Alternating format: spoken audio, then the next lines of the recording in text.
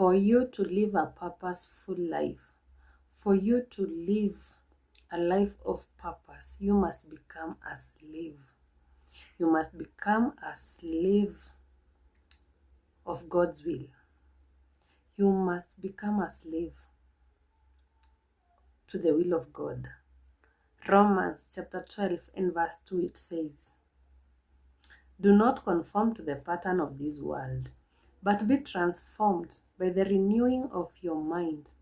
Then you will be able to test and approve what God's will is, his good will, pleasing will, and perfect will." There is a saying that says the most two important days in the life of a person is the day you're born and the day you discover your purpose. For you to be able to live a purposeful life, to discover the second most important day of your life, you must be a slave. You must become a slave to the will of God. God has a will for each and every one of us. He has a purpose. He has a mission. There is a purpose for which you were created, not to become wealthy, but there is a purpose. This means waking up every day and telling God, "Today, Jehovah, I commission this day before you. I surrender to your will. I submit myself to your will.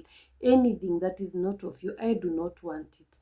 No matter how pleasing, no matter how glamorous, no matter how glittering it is, if it is not from you, I do not want it." It is not an easy choice to make every day.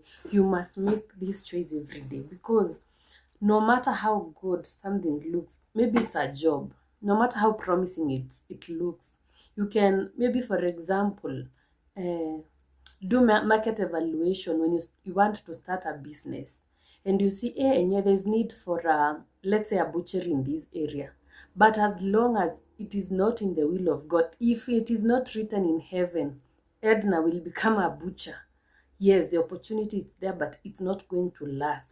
So it is for you to ask God, to submit to God's will. "Lord, which way do I take?"